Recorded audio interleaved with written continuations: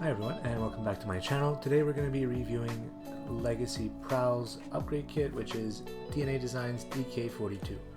Now, in the original TV show, towards the end of the series, small spoiler, he does get some samurai armor, which is insanely cool, and that is pretty much what we're getting with this upgrade kit. Now, the instructions aren't too complicated. As usual with DNA Designs, it's relatively straightforward and easy to get. The default Legacy Prowl is kind of really bad. It's a retool of Arcee. It's not the worst, but at least on my copy there's some issues, and like even in the bike form it can't stand, so I really didn't like that. So I was looking for this upgrade kit in order to fix that, because the sidecar transformation of this is able to make the bike stand, and it does work, so that's really fun. I do really like that. Anyways, so let's get right into it. So we're going to start by assembling the staff like so. And then in terms of like some sort of storage, we can put it into his side arm knife, just like this, and make sure you have this little circular piece pointed towards where the blade is also going, like so. It doesn't really matter what's the orientation of the top part.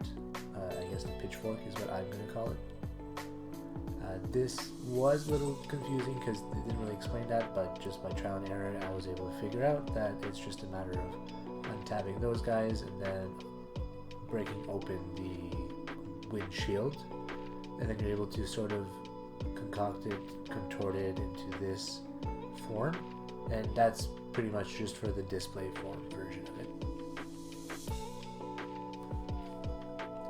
Now, I will start by saying that the pictures online were awesome.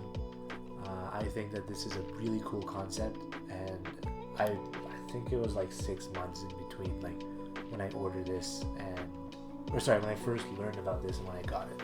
Granted, I did not open this for a long time, but here it is. I'm finally getting to it.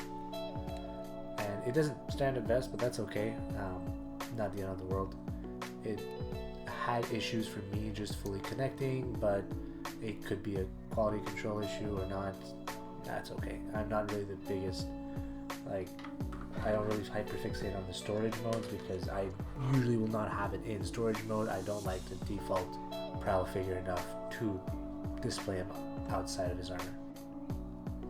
So now we can go right ahead and get into turning him into his samurai form. It is a matter of manipulating this very flimsy back piece, but that's all good. So you can start by taking there is a black piece with a connector, and it just goes right between the two wings there, like so. And then these giant yellow pieces do go underneath his arms and then back up to form a front delt shoulder guard, basically, which does look cool.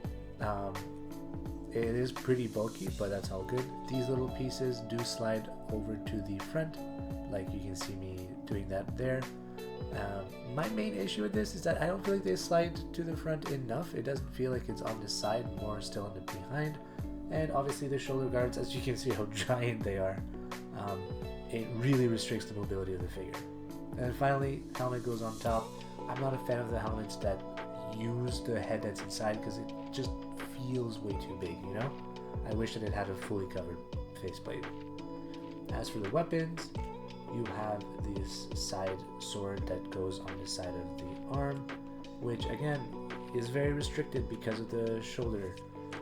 And then he has the pitchfork, which can also tab into the other side, restricted as well. And it does have like weapon storage at the back, which is neat. I'm not sure if we should look into it because it's nothing too crazy. But yeah, I did struggle a lot to see what type of poses I can do and what I can do in order to give a little bit more arm motion.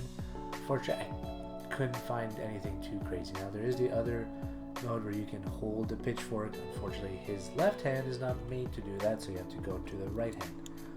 But my Hasbro copy, the way that the right hand was placed in, as you can see, there is a black piece underneath it that's actually stopping the full connectivity of this. So this mode, I'm not actually able to have on my copy, which is really annoying because I was really looking forward to the upgrade kit solving the issue of Prowl just being a dust collector in my collection. So that kind of sucks because now I'm forced to use the weapons only as the side parts, but oh well. We can go ahead and transform him into his vehicle form just to see how things look like in a moment. But yeah, I just wanted to note it is a little underwhelming. Not 100% DNA Design's fault. The base copy of the Prowl is really bad and it wasn't made to be Prowl, and as you can see with some quality control issues, it kind of stopped the entire thing. I am not going to spend even more money on this figure and get a duplicate just to hope that it has a better arm. So unfortunately we are just giving up and throwing in the towel.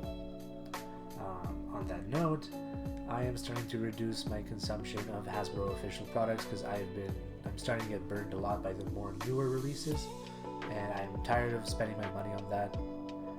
So we're going to be moving on to third parties, which might get more scarce, but don't worry, I have a huge collection of unopened figures anyways.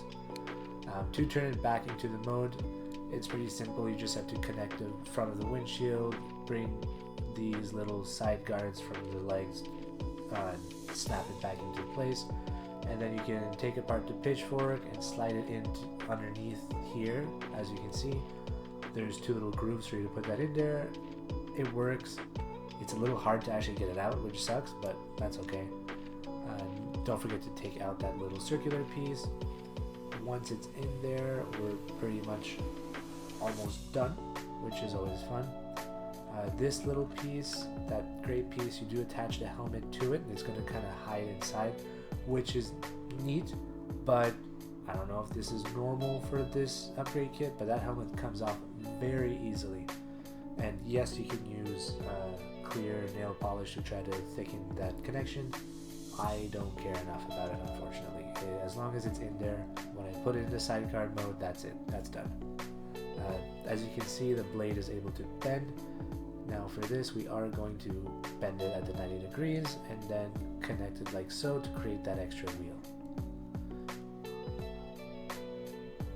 The wheel does not spin, unfortunately, but that is fine because we're not really looking to move him that much. Now it's just a matter of transforming Prowl into his motorcycle mode, which unfortunately, because it's been so long since I did it, I forgot and it struggled a little bit, so please ignore me struggling here. It's a lot simpler than I just forgot. But anyways, that's the upgrade kit.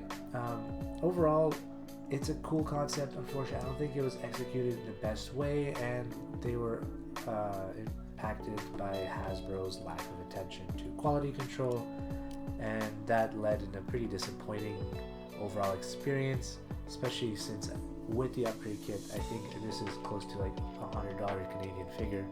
It's not worth it. I was telling my best friend about it. This is such a disappointment, and he was right, and I should definitely not buy Hasbro as often.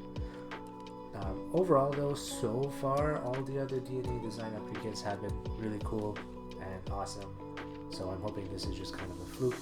I've noticed some of the newer DNA designs don't really feel like they're upgrading the figure, they're just fixing Hasbro's mistakes. I'm iffy on spending lots of money on that, so we'll see.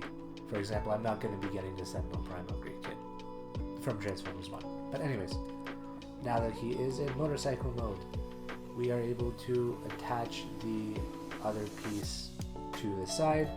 No, I'm not going to be retransforming him because it's pretty straightforward. If you have any questions, feel free to leave them down in the comments. But yeah, oh my gosh, I really just talked for 9 minutes straight. Thank you so much for watching, and let me know what you think about this upgrade kit in the comments below. I would honestly, if things were slightly different and I didn't have that hand issue, I would probably give it like a 7.5 out of 10, but overall, like with everything considered, like maybe a 5 out of 10. It's neat, it's nothing too crazy, but I do really enjoy that, and I did end up finding that extra shuriken, so that worked out for me, and here you go. Anyways, thanks for watching, have a great day, bye bye.